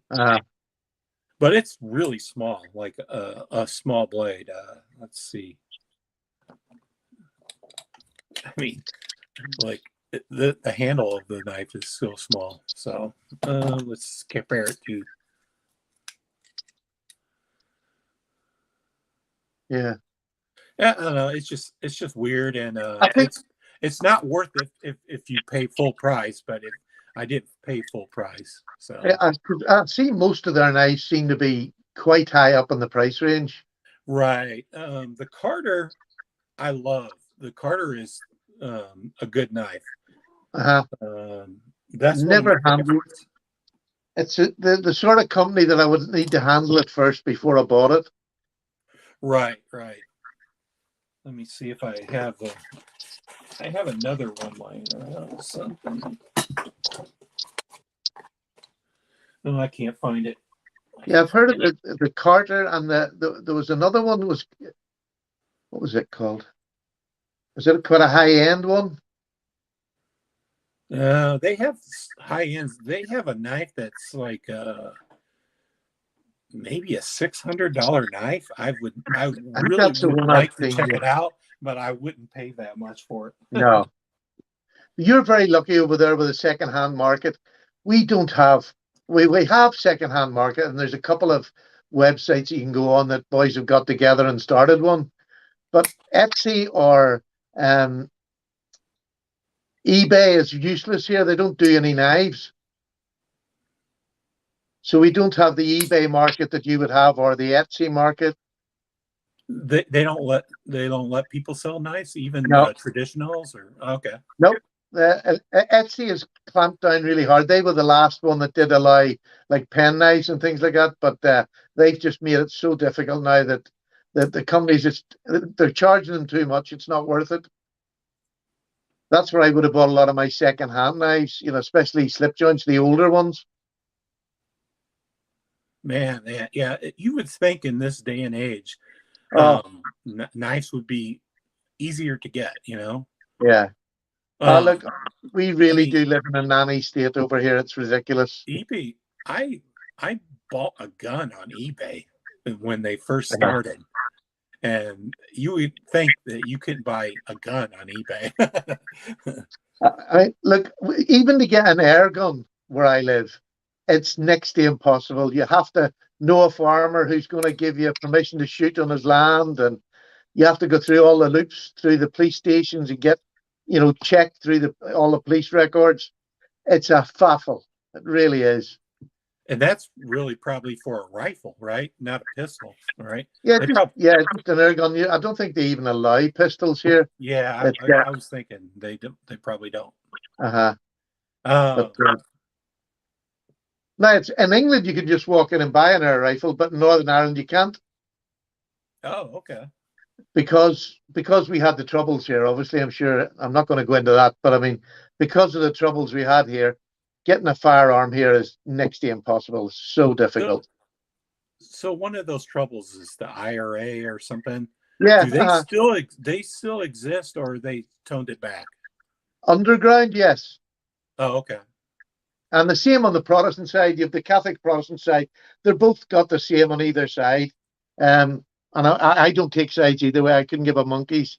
It's not I'm not into that. But right. It really did wreck our country. It'll never come back again where it's going to be easy to walk in and buy an air rifle. All I want to do is go out and shoot rabbits or the odd bird. Right. Do you know what I mean? And cook it at the side of the... Have fun, plinking or something. Yeah. Stick a can on a fence and get the grandkids to shoot it. But, yeah. But knives are just ridiculous over here. The young kids now, if they're caught with a knife on them, it doesn't matter even whether it's legal or not. They'll do them for it. Wow. And that's not right. That's not right. Do the cops, the police officers carry pistols in Ireland? Oh yeah, and in Northern Ireland they don't in England, right? No. Okay. Well, they do at the airports and all now and things like that, but do they wouldn't have access to weapons if they need them? Well, they have a firearms squads in every police station that would be called if anything's needed. They're always out and about. There'll be one unit within each town, if you like. But I mean, Northern Ireland, they carry pistols, machine guns, whatever. Wow. Depending on what they're doing. But when I grew up in the 70s, the early 70s. I mean, there was Saracens running about the place, the armored vehicles and army in and out of your gardens. It was, a different life then. Thankfully, my grandkids don't know anything about it. That's good. That's the one good thing. But we are getting I don't know what it's like over there in the state. We're getting an awful lot of teenagers stabbing people, in school and out in the street, ganging up and stabbing somebody. It's just ridiculous now. I mean, we have the shootings every so often. Yeah. So, but the world's not round. Right.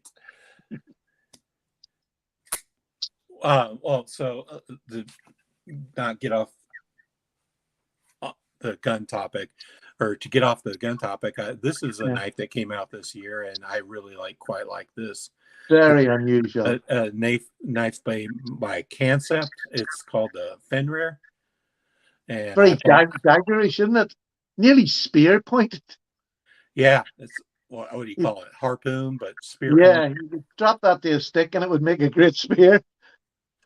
I like it because this is the first. I don't like typically front flippers, but I like this because it's easy to open. I've never had a front flipper, but at least you have a thumb stud. So yeah, no, I've never had a front flipper at all. Yeah, it's not something that I go for. I have this is my favorite front flipper. This is the QSP Gannett because you just can't fail it. Well, that's a nice blade too on that. It has a Yeah, this blade shape is wonderful. I love this blade shape. It's funny, I've got into drop points this year myself, and I bought a couple of lovely drop points, and I'm really enjoying them. That is lovely. Well, you could call that a clip, couldn't you, or a drop point, I suppose? Yeah, I always think like sort of a clip point, but clip points would come back up, so it's definitely a drop point. But it's just so I've never seen this blade shape on any other knives. It's gorgeous. Yeah, this one again, you could call this a clip, but I said kind of call it a drop point. I just love that blade shape. Lovely knife. So this is in one of my keepers that I have this out because I'm going to do a video on this, and I'm going to do a video on this too. I think it's a good idea for a series. I have a lot of keepers though. I think I have like 50 knives that would fit in that category because there's some knives that I just can't get rid of. Even if I don't carry them like a week out of the year or a few times out of the year, I just can't seem to get rid of them. Well, I've really cut my collection down. I am probably, if I'm being honest, well, I have an awful lot of older pen knives and all, but I would say I'm somewhere between 150 and maybe 200. But like I literally had well over 400 at one stage, and yeah, I've been selling off my knives, but I've been using eBay or anything like that. I want to get rid of a lot of budget knives that I no longer have an interest in. So yeah, that's what I've done. I'll either probably give them away or try to sell them. But when you think of a $30 knife, it's almost easier to just give it away. Something. Gary, what I done was I put them in bundles of 5 or 6 and sold them like that. That's the way I done it. And especially people that I know as well, they're getting an amazing deal, and you're getting rid of stuff that you don't need, and the money can go to another knife. This is a knife that I got this year. This is the Stevie Conspirator. I like this is a button lock. This was my favorite button lock this year. You can use the fuller to flip it out, like Spidey flick it, or you can use the tab or flipper tab. Flipper tab and the button as well. That is a love. They seem to be bringing out more knives with mill wood clip on it, so it doesn't come with a mill clip. It comes with a boot carry clip. But I wanted to class this as a mill clip. It deserves a mill clip because that wood is lovely again. Yeah, I bought 3 of these, and then I gave 2 of them away, and I kept the wood version because I love the wood clip. I love good wood knives. Probably my favorite knife of this year was where is this one? Oh, there it is. And this was only this was a £50 knife, but it's got whiskey barrel scales on it, the wood. Oh, okay. Sweet. Isn't that, I just think that's beautiful. Do they smell? Really lovely. Do they smell? No, like they whiskey? don't. No. That would be a cool thing. Well, no, not really, because I'm an alcoholic. Oh, okay. Recovering alcoholic. Okay. Yeah. Alcoholics say they're always an alcoholic, even if they don't drink, right? Oh, yeah. I'm 30. I stopped drinking in 1989. So I'm 30 odd years sober. So both me and my wife were both just over 30 years sober. Oh, okay. So I used to like party a lot when I was in college, and I used to get so drunk that I once danced on my car. I was so drunk, and I danced on my car, and well, my ex-wife, she was dating me, and she said, how did I get all those dents on my car? You were dancing on your car. So when after college, I stopped drinking, and I haven't drank since. So I don't think I was an alcoholic, but I would do stupid shit. So the 12 years I spent in the Navy taught me how to drink badly. It was very much a drinking sort of scene then. You know? Sailors were meant to be drunken sailors. I attended college after the Marines, so I was like doing a lot of partying in the Marines Uh-huh. and the drinking. I gave up the marijuana after first joining the Marines. I gave that up, but it just led to drinking. So I'd never even smoked low at all. I'd never used that the whole time until I was about 32 or 33 was the first time I smoked it. And I didn't have a very long career on it. It was only a couple of months. It was too dangerous. I mean, it's kind of funny. It's like everybody smokes marijuana. I mean, not everybody, but a lot of people. And I'm like, that's not for me. But no, people see you as square. You're like, you don't drink or you don't smoke marijuana? Man, I did enough of that in my younger days. I don't know, but no. I have to say I'm very glad. I love to have control of my head. I don't like to feel as if I'm out of control. Yeah, that's me too. It makes me incredibly nervous inside.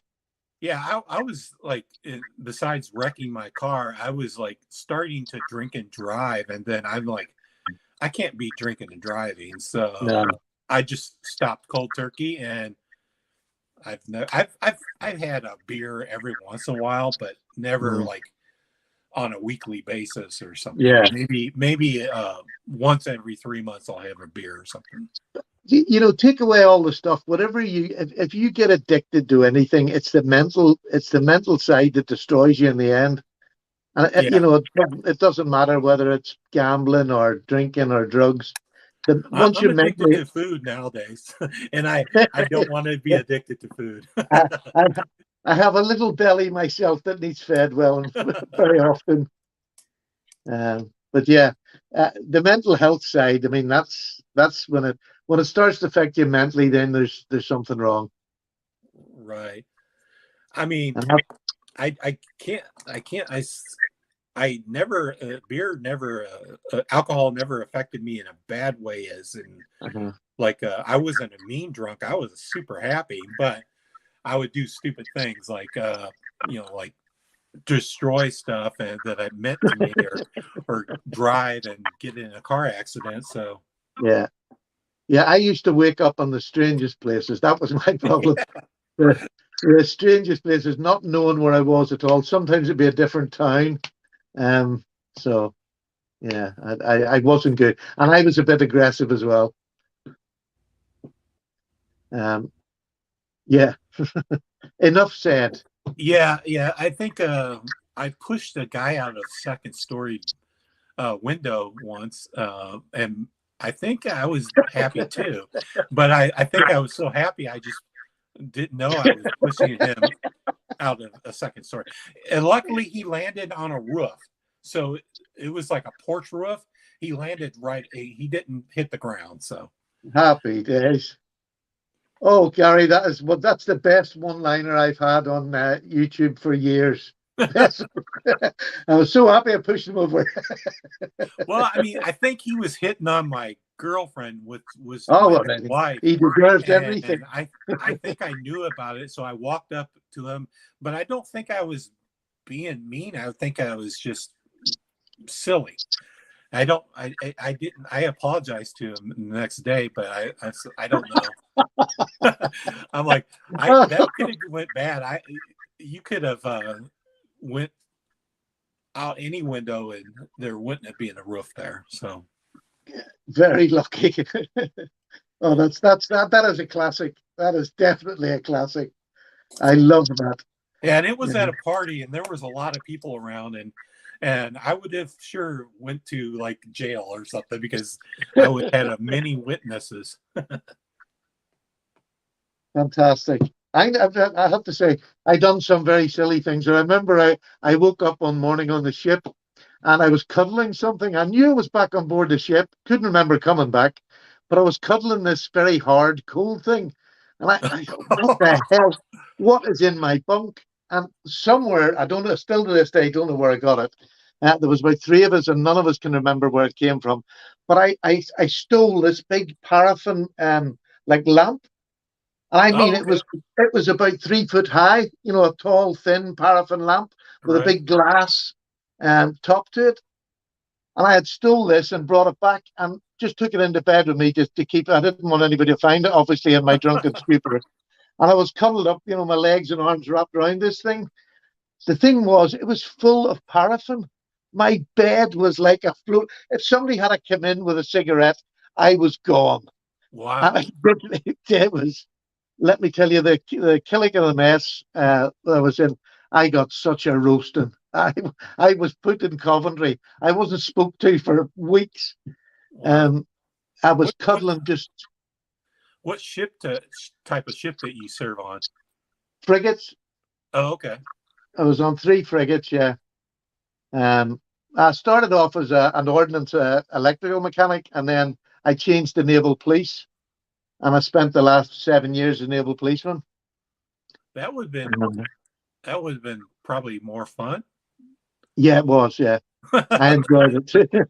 yeah, it was fun. I loved doing patrol. I loved being out in patrol at night time. The fights and the arguments. That's funny. Going back then, there was no you would never have thought you were going to get stabbed or something like that. It would have been just fist fights and good old, especially when you were fighting sailors or soldiers. Right. It was just some days you got a belt and a gub, and some days you got away with it. But they all ended up. I was often as a form of punishment assigned to like guard prisoners, and that was a form of punishment for me, but it was fun for me. Yeah, we had our. I don't think they thought that through. It was very much fun for me. Yeah, no. Yeah, I had a very varied career. I ended up getting busted in my last year and lost my rank and all, but I managed to get leave with good conduct. They gave it back to me before I left. So how many years did you have to serve to get your pension? 20? 12 years. 12, okay. It's only a half pension, but it's better than nothing. So it's like it's like the U.S. If you serve 20 years, you get the full pension. Yeah, ours is 22 years for a full pension. 22, okay. And 12 for the half. Oh, okay. So, yeah, it was enough. It was enough. Unfortunately, I didn't serve enough time to. I just served one term, so I'm not going to get a pension from the military. Well, most people here do the same. Most people will do. They used to be. They would have done their 3 years, 4 years, and got out. I had a record. They wanted me to leave because I was always getting in trouble. Not like bad trouble, but not like I was disciplined. I was very not disciplined. Yeah. I would I would talk back and not do stuff that they asked me to do. And on my first ship, I had 11 offences in 18 months. Yeah, they were all to do with coming back drunk or getting into a fight ashore or doing whatever. It was mostly fighting for me. and then when I left the ship, the next ship I got drafted to was a submarine, and there was no way I was going on a submarine. So the only way I could get out was to become a PTI, which I was never going to be, join the police, or have perforated eardrums. So I decided that the police was for me. But I literally just got married that year, and I was starting to settle down, which was a lie because I never did settle down. But they thought I was going to settle down, and they let me join the police, and I went and passed all the courses. But I never settled down, which is why I got divorced. So how many kids that you have with your first wife? 4. Oh, okay. So your second wife, your wife, she doesn't have any kids by you, right? No. Okay. No, we just share them. Yeah. I'm never getting married again because I was married 25 years and I like my single life now. Yeah, I don't think I ever did really. I never really settled. I always wanted somebody again. I didn't think I would get married again. Both of us, when I met Sally, we both swore we were never getting married again. Quite happily living together for the rest of life, living as a married couple, but we weren't going to get married. And then But you changed that. the silly fool took me on after all. But I think yeah. I've seen your wife in a couple videos, maybe. Yeah, she has been in a couple. She's not one for coming on, but I would always love to talk her into I coming think you on. had grandkids in your videos when I seen that. Yeah, especially when the little ones were really small. They loved coming in and just saying hello and goodbye, and they were happy to be on the video. But Yeah. as they get older, they don't want to play that game. Right. The kids are like, they're just curious. They're like, hey. Yeah.